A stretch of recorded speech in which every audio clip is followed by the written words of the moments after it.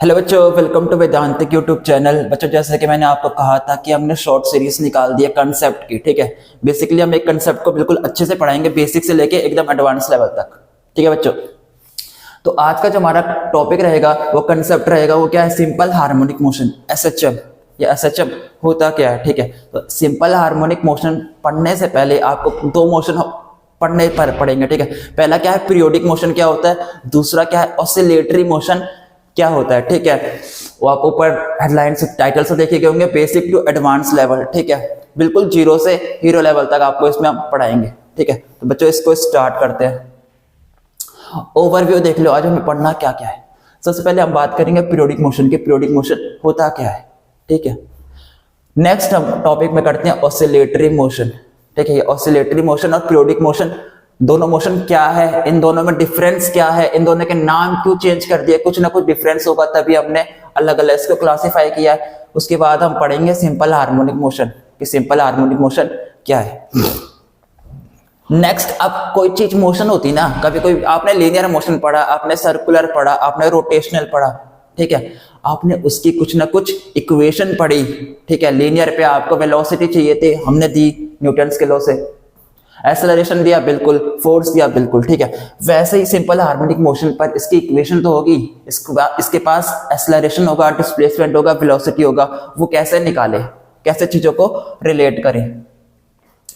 बच्चों, सबसे पहले पीरियोडिक मोशन। अब फिजिक्स है ना, वो ऑब्जर्वेशन से आती है।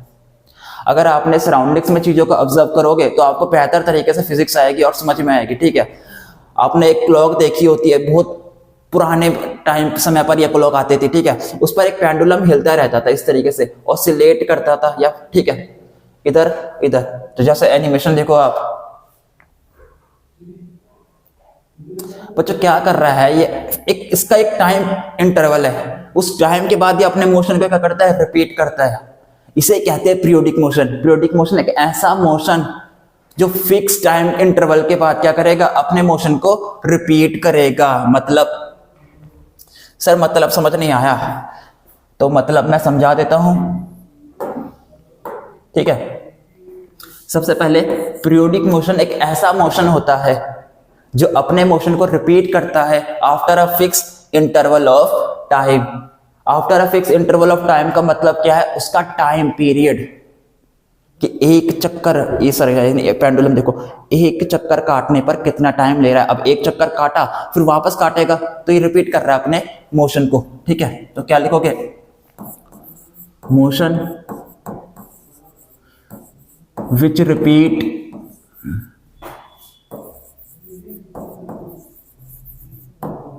itself after a fixed interval of time, after a fixed interval of time. ठीक है, किसी फिक्स इंटरवल ऑफ टाइम के साथ ये करता है, मोशन को रिपीट करता है। इसे कहते हैं बच्चों पीरियोडिक मोशन। ठीक है, तो all periodic motion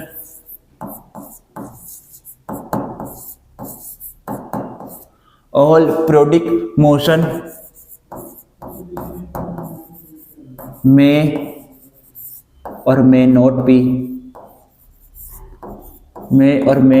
be oscillatory।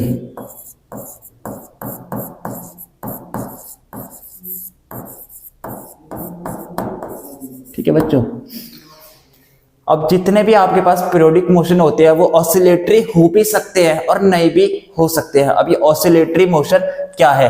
तो ऑसिलेटरी मोशन हम नेक्स्ट स्लाइड में पढ़ेंगे, लेकिन अभी पीरियोडिक मोशन के बारे में जो जो चीजें हमें मालूम है, जो जो चीज इसकी मोशन के पास होती है, वो सारी चीजें हम डिस्कस करने वाले। ठीक है, इसका टाइम पीरियड मैंने आपको बता दिया। टाइम पीरियड क्या होता है कि एक बार आप इस एक चक्कर काटने पर उसको कितना टाइम लगा, ये उसका क्या होता है बच्चों? टाइम पीरियड वो टाइम जिसके बाद ये क्या कर देगा? अपना मोशन रिपीट कर देगा। इसका फंक्शन होता है वाई टी। ठीक है, इस इक्वल टू क्या होता है? वाई। ठीक है, ये एफ कर सकते हैं, फंक्शन है। ठीक है, तो वाई टी प्लस का कैपिटल टी। ठीक है मेरे प्यारे बच्चे, ठीक है।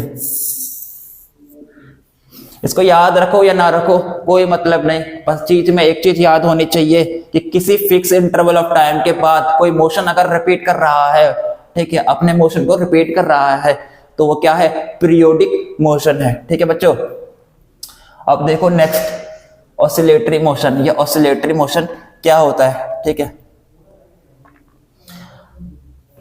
ऑसिलेटरी, अगर कोई पार्टिकल या कोई ऑब्जेक्ट ये उसकी मेन पोजीशन है और उस मेन पोजीशन के अराउंड क्या करता है, वो ऑसिलेट करता है, to and fro, back and forth, ये है उसकी मेन पोजीशन। चाहे वो ऐसे मोशन कर रहा है, चाहे वो ऐसे मोशन कर रहा है, ठीक है, चाहे वो ऐसे कर रहा है, चाहे वो ऐसे कर रहा है, चाहे वो टू एंड फ्रो कर रहा है, चाहे वो बैक एंड फोर्थ मोशन कर रहा है, अबाउट इट्स मेन पोजीशन, ऐसे मोशंस को हम कहते हैं ऑसिलेटरी मोशन।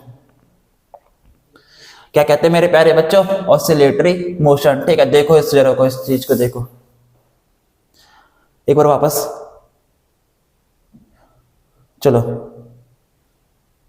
देखा ना, ये उसकी मेन पोजीशन थी, ऊपर गया, कुछ डिस्टेंस तक ऊपर गया, ठीक है, फिर कुछ डिस्टेंस, सेम डिस्टेंस तक नीचे आया। मैंने ए से डिनोट क्यों किया, क्योंकि एम्पलीट्यूड है, और एम्पलीट्यूड क्या होता है, मैक्सिमम डिस्प्लेसमेंट, मेन पोजीशन जहां पर वो है रेस्ट पर, ठीक है, वहां से वो कितना डिस्प्लेसमेंट कर सकता है, पार्टिकल कितना डिस्प्लेसमेंट कर सकता है, जितना मैक्सिमम डिस्प्लेसमेंट वो करता है वो उसका एम्पलीट्यूड होता है, जो कि मैंने ए से डिनोट किया है। ठीक है, यहां से ऊपर गया ए हाइट तक, ए डिस्प्लेसमेंट तक, ठीक है बच्चों।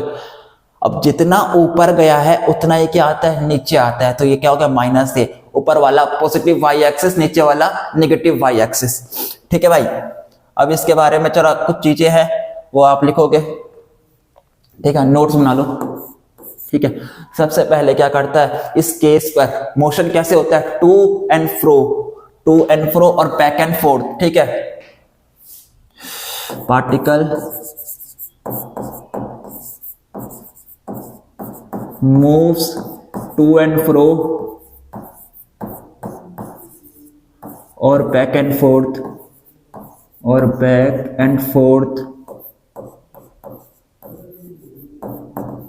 about its main position,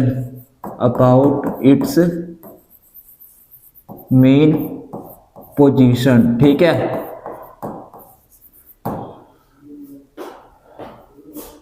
next क्या, एम्पलीट्यूड के बारे में पता चला था ना, एम्पलीट्यूड क्या था, तो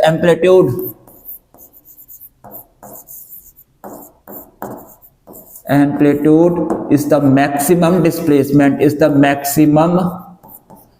ठीक है, डिस्प्लेसमेंट, मैंने ऐसे कर रहा हूं, ठीक है, amplitude is the maximum displacement of the particle about it's main position,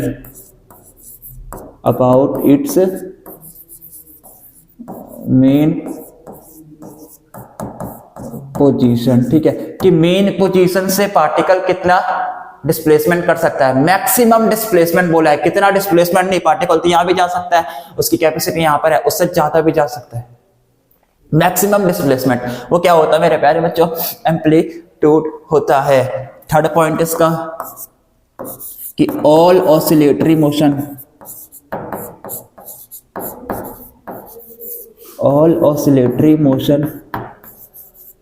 are periodic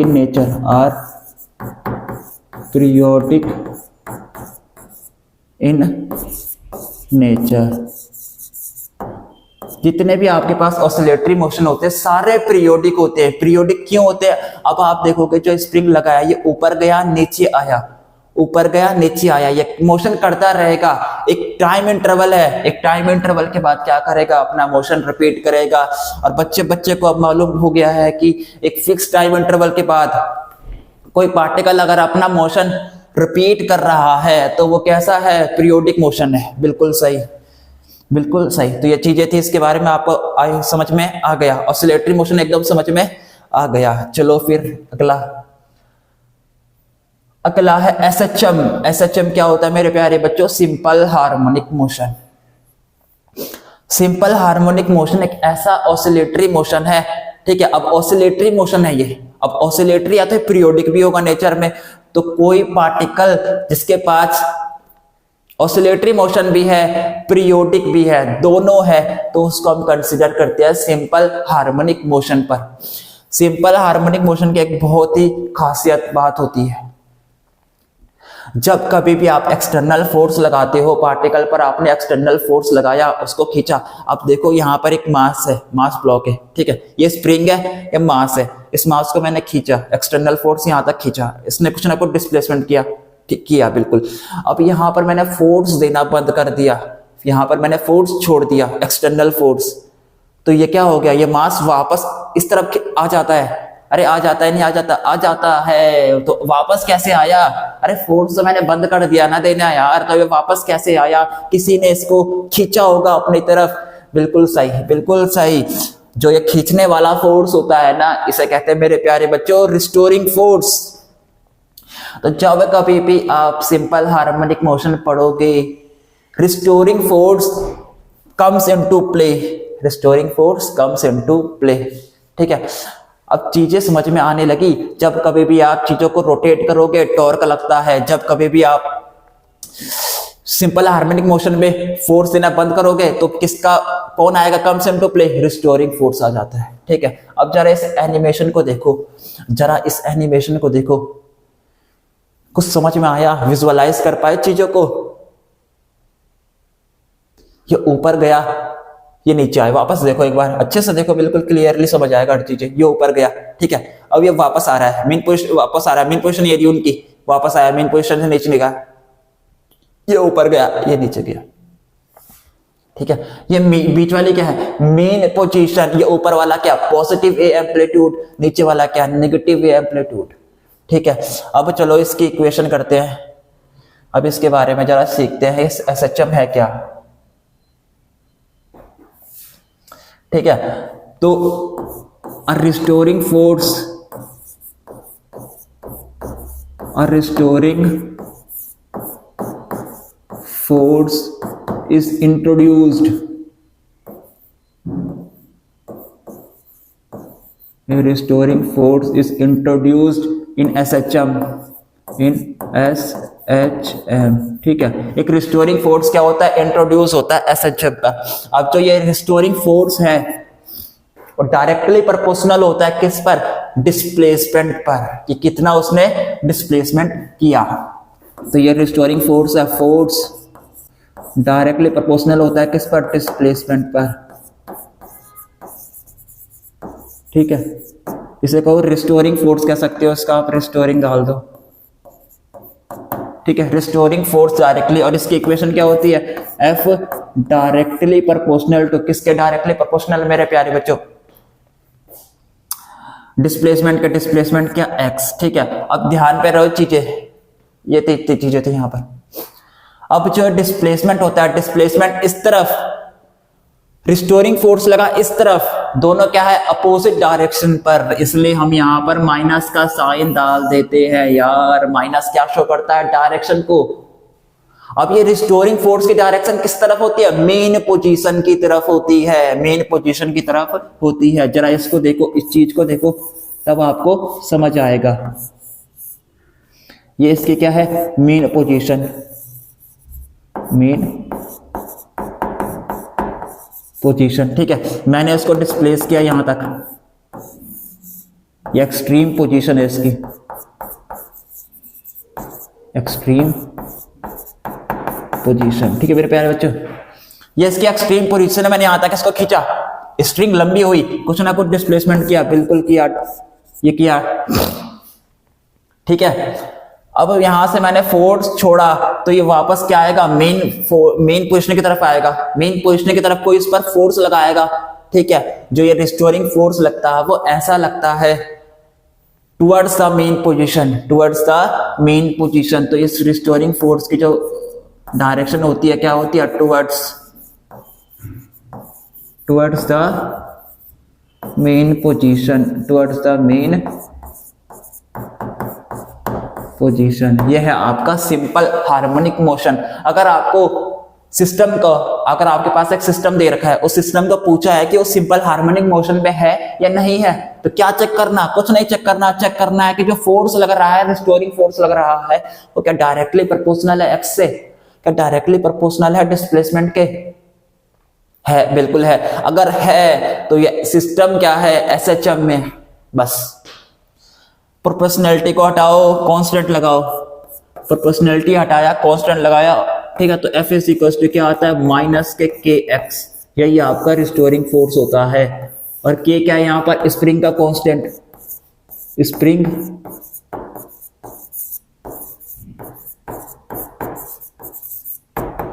spring constant, कोई स्प्रिंग होती है ज्यादा खिंचती है, ज्यादा खिंचती है, ठीक है, कोई स्प्रिंग होती है जो कम खिंचती है, बस यही है के क्या है, स्प्रिंग कांस्टेंट। ठीक है बच्चों, अब समझ में आया। अब चलो इसकी इक्वेशन के बारे में बात करते हैं। इसकी इक्वेशन क्या होती है, इक्वेशन ऑफ एसएचएम। ठीक है, मेन पोजीशन, ब्लॉक खींचा, ठीक है, रिस्टोरिंग फोर्स लगा, डायरेक्शन क्या, टुवर्ड्स द मेन पोजीशन। ठीक है भाई, अब देखो इस चीज को कि फोर्स इज इक्वल टू, हमने क्या निकाला था, माइनस का के एक्स। पिछले वाले के वीडियो में, पिछले वाले स्लाइड में हमने force is equal to minus k x निकाला था। ठीक है भाई, फोर्स इज इक्वल टू क्या होता है, mass into acceleration equals to minus k x. ठीक है, एक्सेलरेशन की वैल्यू क्या आ गई, माइनस के डिवाइड बाई एम, और ये आ गया एक्स। ठीक है, यहां से चीजें देखो क्लियरली हो रही है सारी चीजें। अच्छा जी, एक नई चीज हमने इंट्रोड्यूस करी जिसे हमने बोला ओमेगा स्क्वायर, और ओमेगा स्क्वायर की वैल्यू क्या है, के बाई एन। ये ओमेगा क्या है, ओमेगा है एंगुलर फ्रीक्वेंसी। एंगुलर फ्रीक्वेंसी क्या है मेरे प्यारे बच्चों, एंगुलर फ्रीक्वेंसी। ठीक है बच्चों, तो ए की वैल्यू क्या आएगी यहाँ पर, a minus k omega square x. उस सिंपल हार्मोनिक मोशन का एक्सेलरेशन क्या होगा, वो होगा minus k omega square x. Acceleration की वैल्यू क्या होती है, d square x divide by d t square. इसको इधर ले आओ, प्लस का omega square x is equal to, ठीक है, इस इक्वल टू क्या हो गया, 0। ये क्या है मेरे प्यारे बच्चों, डिफरेंशियल इक्वेशन ऑफ एसएचएम। यही आपका डिफरेंशियल इक्वेशन ऑफ एसएचएम है। ठीक है, डबल डेरिवेटिव ऑफ डिफरेंशिएशन किसका कर रखा, डबल डेरिवेटिव ले रखा आपने, डिस्प्लेसमेंट का। अरे ए की वैल्यू क्या होती है, डीवी बाई डी, और वी की वैल्यू क्या होती है, डीएक्स बाई डी। तो d square x divide by d square plus का omega square into x is equal to क्या, 0। ये क्या है, डिफरेंशियल इक्वेशन ऑफ एसएचएम है। सिस्टम को, मतलब आपके पास सिस्टम दे रखा है, उस सिस्टम को बताना है कि एसएचएम पे है या नहीं है। इक्वेशन, सारी चीजें इक्वेशन देखिए मेरे प्यारे बच्चों। जब आप इस इक्वेशन को ना, ये सेकंड ऑर्डर डिफरेंशियल इक्वेशन को जब आप सॉल्व करते हो, तब आपके पास सॉल्यूशन आता है।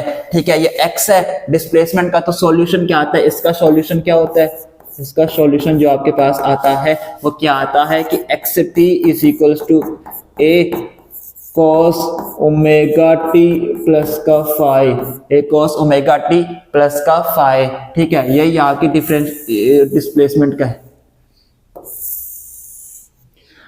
इस इक्वेशन को आपने सॉल्व किया तो आपके पास क्या है, डिस्प्लेसमेंट की वैल्यू आ गई। अब आप डिस्प्लेसमेंट पता कर सकते हो टी क्या है, किसी भी टाइम पर।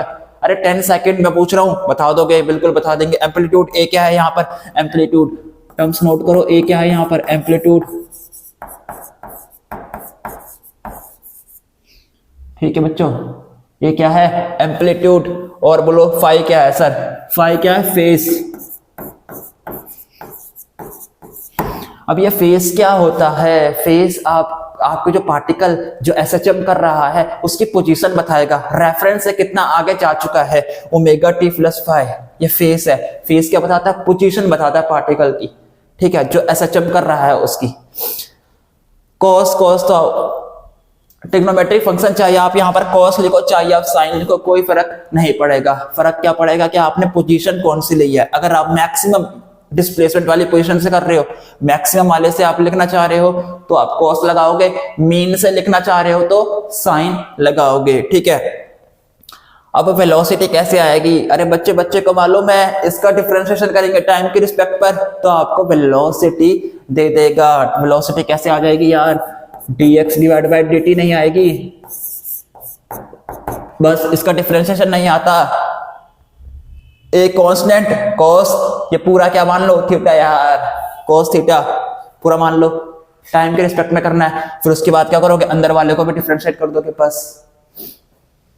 अरे चेन रूल यार, चेन रूल याद नहीं आ रहा, ठीक है। अब एक्सेलरेशन क्या आएगा आपके पास? एक्सेलरेशन आ जाएगा आपके पास dv बाई dt, ठीक है। और ये किसके इक्वल था? Minus k omega square x. अरे एक्सेलरेशन निकाला था ना ऊपर ही, माइनस ओमेगा स्क्वायर एक्स। सारी चीजें आपको मालूम है। आप डिस्प्लेसमेंट निकाल सकते हो, वेलोसिटी निकाल सकते हो उस पार्टिकल की जो एसएचएम कर रहा है। एक्सेलरेशन बता दोगे? बिल्कुल बता देंगे। फोर्स बताओ, चलो। अरे फोर्स भी बता देंगे, कौन सा बड़ी बात है। फोर्स इज इक्वल टू क्या? रिस्टोरिंग फोर्स है माइनस के एक्स, ठीक है। तो यही तो है इक्वेशन ऑफ एसएचएम। बच्चों आज का लेक्चर यहीं पे एंड करते हैं, ठीक है। बेसिक से मैंने पढ़ाया आपको, पीरियोडिक, ऑसिलेटरी, सिंपल हार्मोनिक में आई और उसके बाद उसकी इक्वेशन देखी, ठीक है भाई। सॉरी। अगर आपको वीडियो अच्छी लगी हो तो वीडियो को लाइक करना, शेयर करना अपने दोस्तों के साथ, ताकि उनको भी मजा आ सके वीडियो को देखने को, कुछ सीखने को मिला, ठीक है। अब जो चीज आपने आज सीखी है उन्हीं को कैसे क्वेश्चंस में इंप्लीमेंट करना है वो तरीका भी मैं सिखाऊंगा आपको, ठीक है। कंसेप्ट बच्चे को आता है, फॉर्मूला बच्चे को पता है, लेकिन क्वेश्चंस में फॉर्मूला कैसे लगाए भाई ये चीज नहीं आती। अगर ये चीज फिजिक्स में नहीं आती तो मुश्किल हो जाती है भाई। चीजें क्या बन जाती है? मुश्किल हो जाती है। आपको फॉर्मूला पता है, हाँ जी पता है formula, force is equal to minus k x, restoring force formula पता चल गया, ठीक है। नेक्स्ट, आपको कंसेप्ट भी पता है कि रिस्टोरिंग फोर्स क्या होता है, हाँ अच्छे से पता है, सब पता है। अब अगर क्वेश्चन दे दूं कोई सा, अच्छा अब कैसे लगाऊं मैं? क्या रिस्टोरिंग फोर्स लगाऊं? क्या आप सबसे पहले चेक करना पड़ेगा एसएचएम में है कि नहीं है। वो क्या चीज है? डिफरेंशियल इक्वेशन पता लगाएगी, या तो फोर्स डायरेक्टली प्रोपोर्शनल आना चाहिए किसके? डिस्प्लेसमेंट के। तो यही चीजें हैं बच्चों, कंसेप्ट पता है, फॉर्मूला पता है, लेकिन क्वेश्चंस में टैकल करना नहीं आ रहा, न्यूमेरिकल्स में लगाना नहीं आ रहा, ठीक है बच्चों। ये चीजें अब मैं सिखाऊंगा आपको।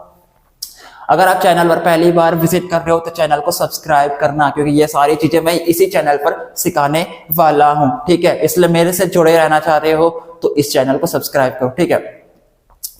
तब तक के लिए जो आज टॉपिक आपने सीखा है उसकी प्रैक्टिस करो, ठीक है। कोई क्वेश्चन उठाओ एसएचएम से रिलेटेड, डिस्प्लेसमेंट, अगर आप डिस्प्लेसमेंट दे दिया, वेलोसिटी पूछ रहा है पार्टिकल के, निकाल लो, डिफरेंशिएट कर लो। ऐसे क्वेश्चंस आते हैं बच्चों स्टार्टिंग में। बेसिक से करो यार, हर चीजें बेसिक से ही करते हैं, ठीक है। आप ये नहीं कि आप पहले उठ के सब कुछ ऊपर बन गए, ऐसा थोड़ी होता है यार। यहां से चीजें उठती है, धीरे धीरे प्रोग्रेस होती है और एडवांस लेवल तक जाती है, ठीक है। अब आप सब लोग एनाइम तो देखते होंगे, ठीक है। उसमें ड्रैगन बॉल जी सबने देखा होगा। तो गोकू क्या था बच्चों? गोकू के पास क्या था? वो सुपर सेन बना था? अरे ऐसे थोड़ी बना था, पहले स्ट्रगल किया था, नहीं तो क्या था, ट्रेनिंग की थी, 2 4 5 6 7 साल ट्रेनिंग की थी। उसके बाद उसने सुपर सेन अचीव किया, पहली फॉर्म अचीव की ना। फिर हॉट ट्रेनिंग की, सुपर सेन 2 पहुंचा, हॉट ट्रेनिंग की, सुपर सेन 3 पहुंचा, हॉट ट्रेनिंग बच्चों इस 5 6 7 साल उसने क्या की? ट्रेनिंग की और अपने आप को इंप्रूव करता गया, उसका लेवल अपने आप बढ़ता गया। सेम आपका, अरे सेम आपका 11th पे हो ना, 11th का कंसेप्ट उठाया मैं, 11th पे आओ, 10th से 11th पे गए हो बिल्कुल फ्रेश माइंड से, एकदम स्टार्टिंग करो बेसिक से, बिल्कुल कुछ नहीं करना, बेसिक उठाओ, छोटी चीज उठाओ, कोई बात नहीं चलेगा। लोग हंसते हैं, हंसने दो उनको, आगे जाके वही लोग रोएंगे, ठीक है बच्चों। तो स्टार्टिंग करने बेसिक से भाई, जो भी चीज करो बेसिक से करो, पहले ही एडवांस लेवल मत पहुंचो, ठीक है। ये मैं आपको सुझाव दे रहा हूँ, एडवाइस दे रहा हूँ, लिख लो इस चीज को कि बेसिक से करोगे तो टॉप लेवल तक जाओगे, अपने आप ही जाओगे, ठीक है बच्चों। चलो इसलिए एंड करते हैं, थैंक यू।